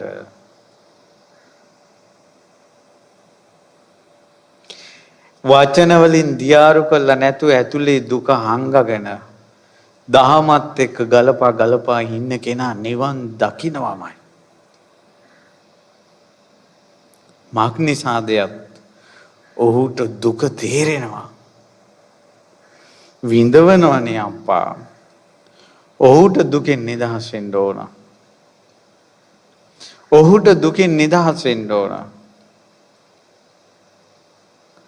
ඔහු තෙල් කලයක් ඔළුවේ තියාගෙන තෙල් බින්දුවක් බිම වැටුනොත් උඹව කපනවා කියලා වදකේ පිටිපස්සෙන් එද්දී ජනපද කල්යාණි නැටුවත් ඒ දෙස නොබලාම යනවා වගේ දුක තමා තුළින්ම පෙනෙන්න මේ ලෝකේ කොච්චර විගඩන් තිබ්බත් දහම නෑ අතාරින්නේ ඔහු.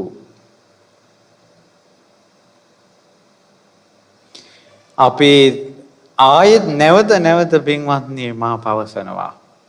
නැවත පවසනවා. අපේ ජීවිතවල තියෙන්නේ දුක වචන වලින් දියාරු කරලා දානවා. දුක ඇතුලින් විමසා කලකිරින්නේ නැහැ. මිනිස්සු නිසා කොච්චර ස්ත්‍රීන් දුක් විඳිනවද? කාමයේ නිසා කොච්චර මේ සත්වයා දුක් විඳිනවද? මොහොතක් සිතන්න පින්වත්නි, කන් හැන්දක් තරම්වත් මොලයක් තියනවා.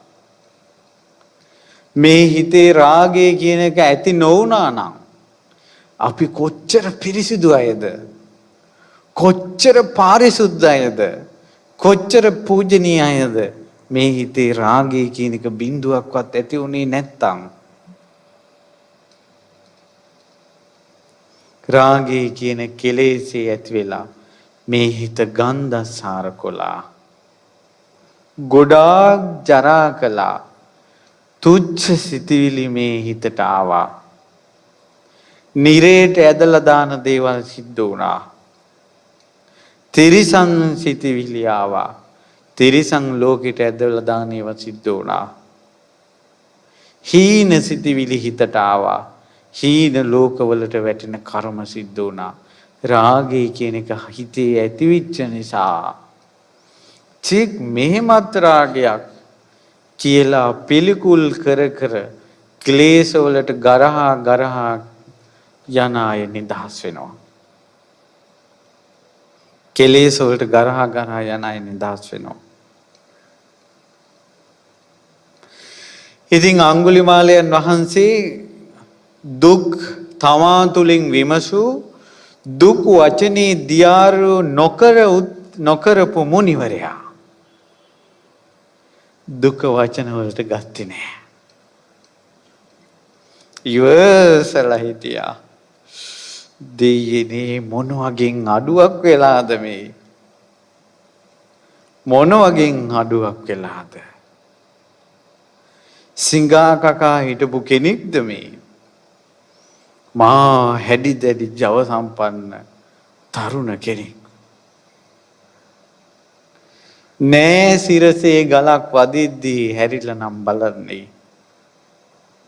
එහි මුනිවරයා අඟුලිමාල පින්වත්නි, ඇඟිලි වලටම ඇහැ ගියපු, කඩුව අතට ගත්තට පස්සේ බෙල්ලට ගහන්නම ඇහැ ගියපු කෙනා හිත හදාගෙන මහ පොළොවක් තරම් හවිහත්තියව මහ පොළොවටම යොමු කරපු net ඇතිව තමයි උන්වහන්සේ වඩින්නේ. නෑ බලන්නේ හැරිලා අඟුලිමාල. උන්වහන්සේ වඩිනකොට දෙවිවරු දෙපැත්තේ දන ගහගෙන ඉන්නවා කියනවා. හැරිලා බලන්නේ නැහැ කියනවා. වණෙන් වණේට ගිහිල්ලා හුදකලා ඒ වසන නිහඬ මුනිවරයා අඟුලිමාල. ඒ අඟුලිමාල උත්තමයන් වහන්සේ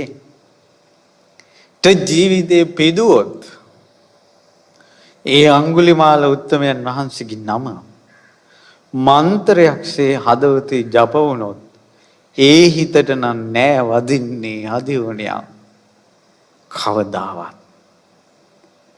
එච්චර ඒ නාමයේ බලවත්. ඒ මුනිවරයා ගැන හිතන එක එච්චර බලවත්. ඒ අඟුලිමාල මුනිදුන්ගේ ළඟ දන ගහලා නාමයේ එච්චර අනුභව නම් උන්වහන්සේගේ ධාතුන් වහන්සේ නමක් ලැබුණොත් ඒ ධාතුන් වහන්සේට වැන්දොත් මොහොතක් මා කියන්න අතීතේ වෙච්ච දෙයක්. එක්තරා දිව්‍ය රාජයෙකුට කල්පනා වුණා මා අද රහත් මුනිවරයෙකුට වඳින්න ඕන කියලා. නාසේ දිව්‍ය ලෝකෙන් චුත වෙලා මුනිවරු ඉන්න වනේ පහළ වුණා. ඒ දෙවියා පින්වත්නි මේ දෙවියා දැක්කා කියනවා මුළු වනයේම ඇත්තු ගල් ගැහිලා ඉන්නවා කන්සොලවන්නේ වතුරේ ඉන්න මාළුව පීනන්නේ නැහැ. කුරුල්ලෝ පියඹන්නේ නැහැ. ඒ වනේ එක තැනකට වෙලා ඉන්නවා. සතා සර්පයා එක තැනකට වෙලා ඉන්නවා දරනලාගෙන. සුළඟත් අකමැත්තෙන් හමන්නේ. මේ මොන අම්තිරියක්ද කියලා බලාගෙන ඉන්නකොට අර නිල් වනයේ මැදින් මුනිවරයෙක් ආවා. නිල් පාට පළසකින් උඩට මත වුණ නිල් මැණිකක් වගේ මුනිවරයෙක් ආවා. ඒ උත්තමයා දැක්ක ගමන් ඇඟ වෙවුලන්න ගත්තා. දෙවියන්ගේ ඇඟ වෙවුලනවා. දිව්‍ය රාජවරුන්ගේ පවා ඇඟ වෙවුලනවා ඒ කෙනා දැක්ක ගමන්. කකුල් දෙක පොළොවට ඇලුනා උස්සන්න බෑ. ඊට පස්සේ හිතුණා මට වඳින්න ඕන කියලා හිතනකොට කකුල් දෙක බුරුල් වුණා. මොහොතක් ළඟට ගිහිල්ලා වැන්දා. මුනිවරයා නැවතුණා. වැන්දා. ඒ උත්තමයා සුවපත් වේවා කියන වචනේ පවසලා වැඩියා. මෝන දෙසවත් නැහැ බැලුවේ. ඒ තමයි අඟුලිමාල මහරහතන් වහන්සේ. අර දිව්‍ය රාජයා වඳිනකොට අඟුලිමාල මහරහතන් වහන්සේට නලල ගෑවිලා මහ පොට ඇඟිල්ලේ. ඒ දිව්‍ය රාජයාට පුළුවන් කියනවා ඒ නලලින් ගහලා හිමාලයේ කුඩු කරන්න නල්ලට දැනෙන්නවත් නැහැ කියනවා. අඟුලිමාල මොනදුන්ගේ මහ පොට ඇඟිලි ස්පර්ශ වුණ නිසා. අපිට කොච්චර මුනිවරු ඉන්නවද?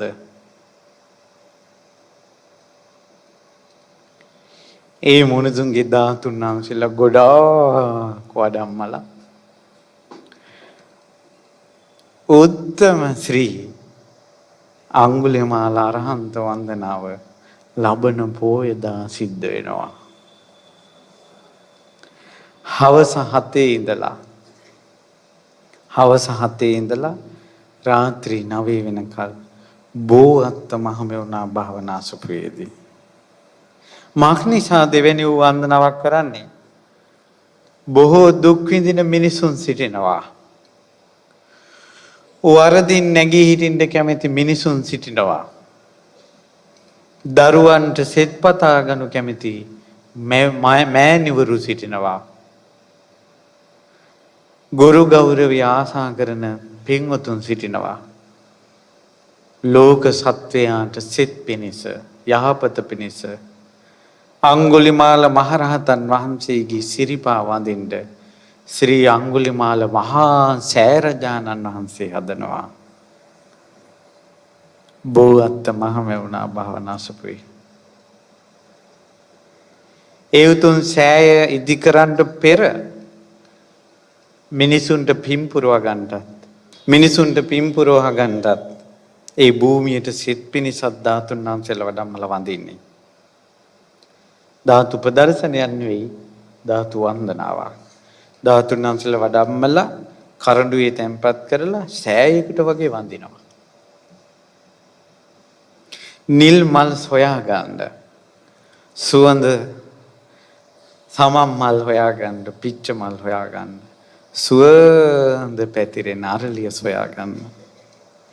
සීල සුගන්ධයේ කැමැත්තෙන්, වරදින් අත්මිදෙනු කැමැත්තෙන් ඒ සෙම්පතියන් වහන්සේගේ සිරිපාවලට මල් එහිඳ ඒ මුනිවරයාගේ මහා ස්තූපයේ හැදෙන බැවින්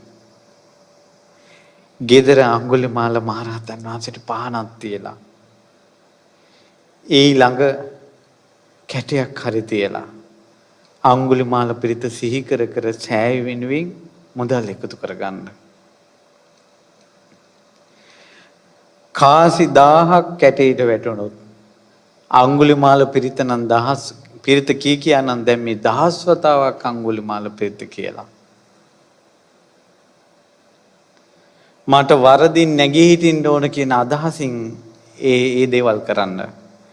එතකොට කාසි 1000ක් වැටෙනකොට මට වරදින් නැගී හිටින්න ඕන කියන සිතවිල්ල 1000 වතාවක් ඇවිල්ලා.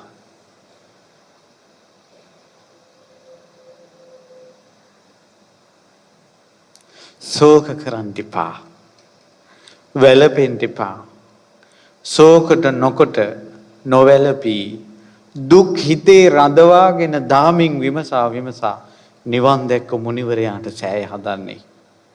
කවදා හරි ඒ මුනිදුගේ ගුණ ස්පර්ශ කරන්නට ඒ පින් උපකාරී වෙනවා. ඒ නිසා දැන් ජීවිතේ කාංගයක් කරගන්න අඟුලිමාල සෑය වෙනුවෙන් මොනවා හරි කරන්න ඕන අපි කියන එක.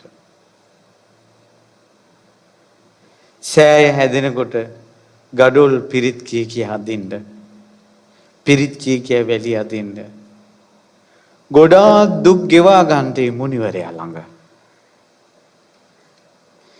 ගොඩාක් දුක් ගෙවා ගන්නට මුනිවරයා ළඟ. අපිට ජීවිතේ තියෙන ලොකු අඩුපාඩුවක් තමයි පසුතැවිලි වෙන එක. ශෝක කර ඉන්න එක. අමතක කරන්න බැරි බව වැරදි. හැබැයි හොඳට අමතක වෙනවා කරපු පින් ටික. මෙතන ඉන්නවා බ්‍රහ්ම ලෝකේ ඉපදෙන්න පින් තියෙන අය. මෙතන ඉන්නවා පරිනිම්මිත වසවර්තියේ ඉපදෙන්න පින් තියෙන අය. මෙතන ඉන්නවා නිම්මාන රති ඉපදෙන්න පින් තියෙන අය. ඕනම දෙව්ලෝක ඉපදෙන්න පින් තියෙන අය. මාක් නිසාද පින වැහෙන්නේ?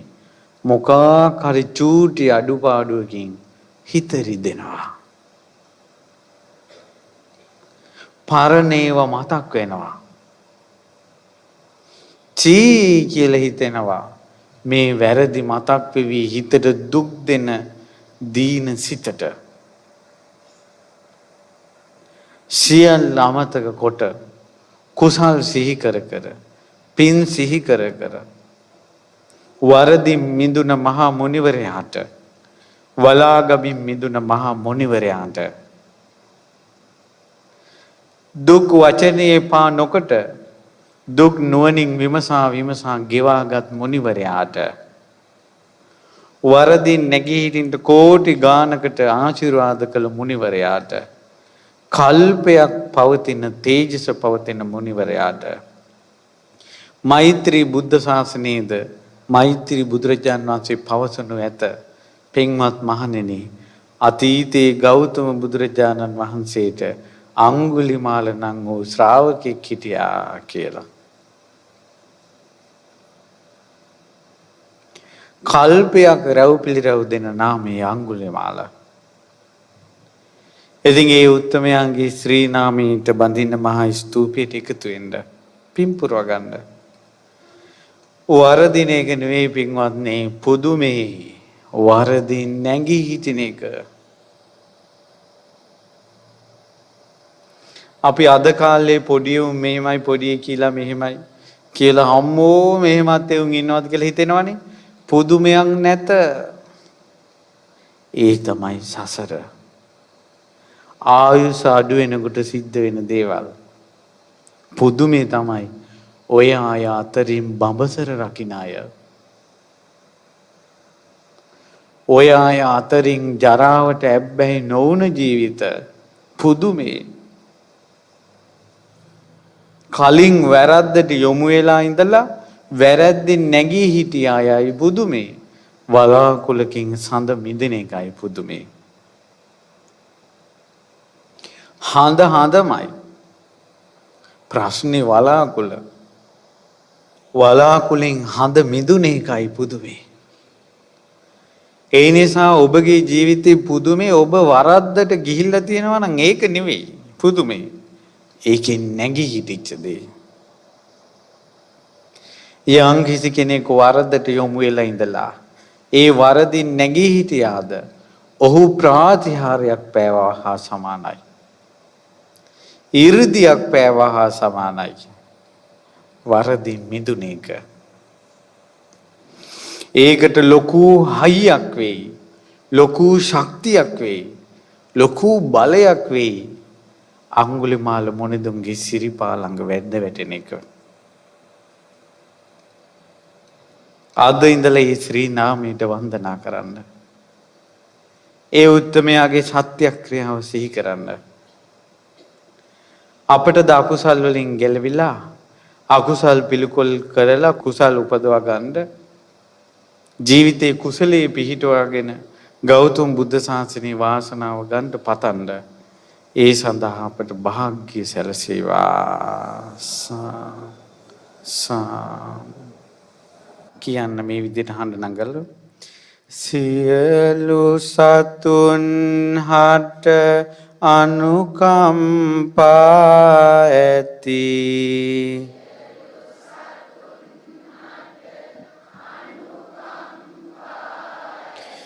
මින් කරුණා ගුණ පිරුණු සිතින්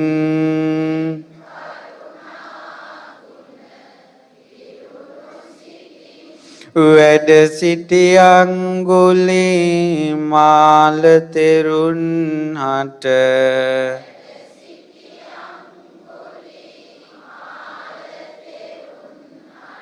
වඳිනෙමු සැමදා සිත සතුටින්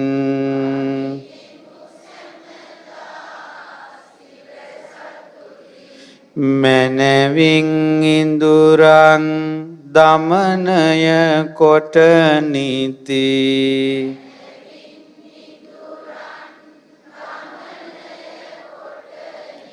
නසා හැම කෙලෙස් සිහිනුවනින්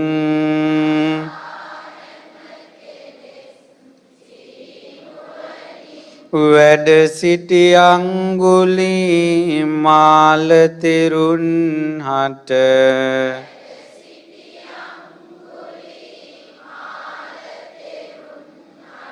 වඳිනෙමු සැමදා සිත සතුටින්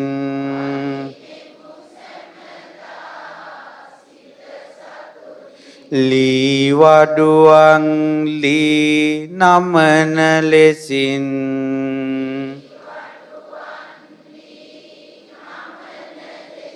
තම සිත දමනය කළ නුවණින්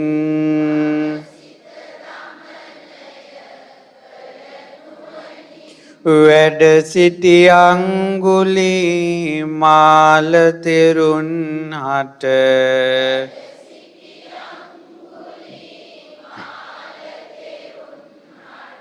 වඳිනෙමු සැමදා සිත සතුටින්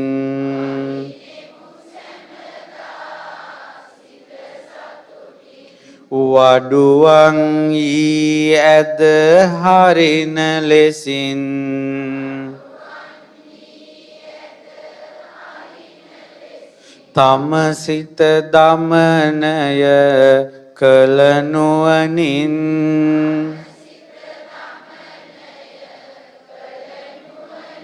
වැඩ සිටි අඟුලිමාල තෙරුන් හට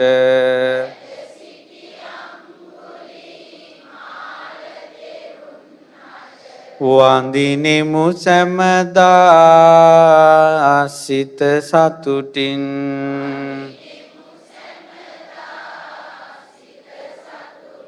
බයක් සැකං කිසි නොමැති සිතින් සැපසේ සැතපෙන සිත සතුටින් වැඩ සිටි අඟුලිමාල තෙරුන් හට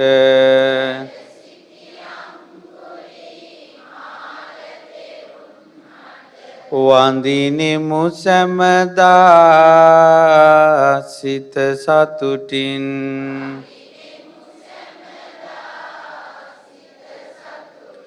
ඉවසන ගුණයෙන් පිරුණු සිතින්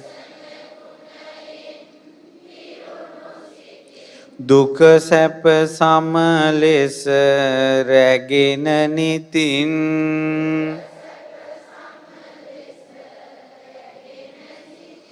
වැඩ සිටි අඟුලිමාල තෙරුන් හට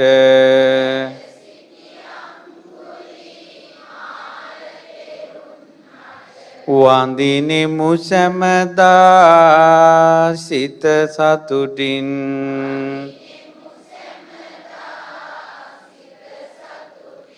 දරුවදනා දුක උහුලනු නොහැකිව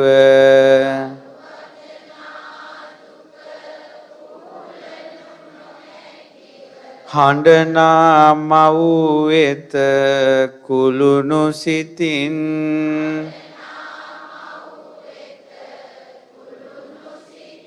සෙන් පතමින් සැප සුවය සැදූ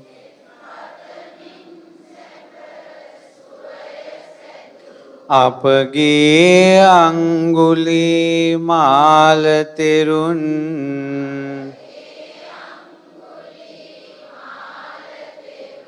වඳිනෙමු සැමදා සිත සතුටින්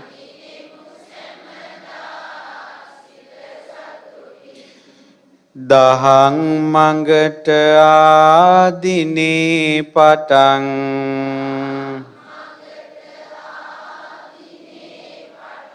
කිසි සතෙකුට නොකළෝ හිංසා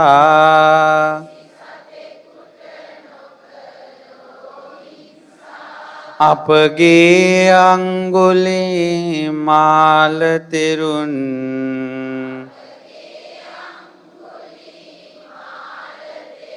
වඳිනෙමු සැමදා සිත සතුටින්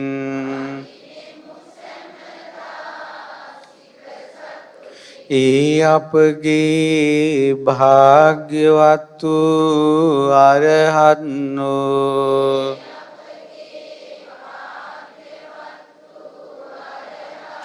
සම්මා සම්බුදුරජාණන් වහන්සේගේ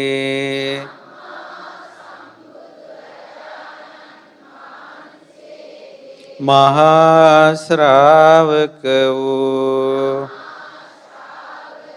මහා ගුණ ඇති මහා බල ඇති මහා තෙද ඇති මහානුකම්පාඇති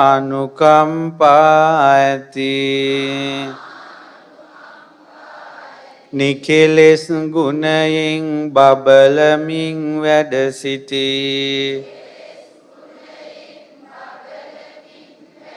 සුපටිපන්න වූ උජුපටිපන්න වූ ඥාය පටිපන්න වූ සාමීචි පටිපන්න වූ අපගේ අංගුලිමාල මහරහතන් වහන්සේ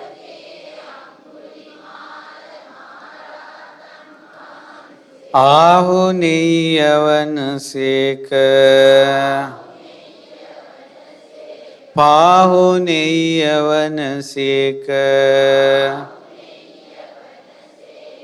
දක්ඛිනීයවනසේක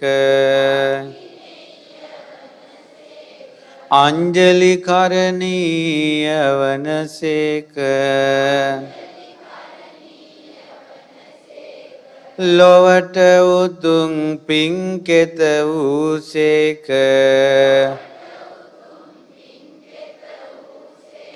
වලා ගැබින් මිදුන සඳවැනි අපගේ අංගුලිමාල මහරහතන් වහන්සේට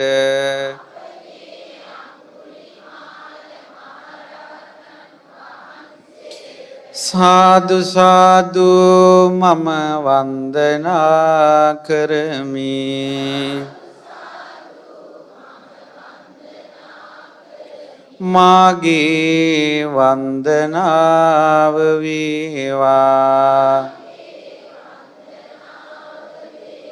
සාදු සාදු සාදු සාදු අංගුලිමාල මහරහතන් වහන්සේගේ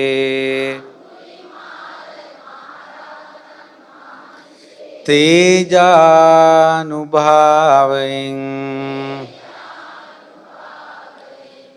සියලු සතට යහපත වේවා අපගේ ජීවිත තුලද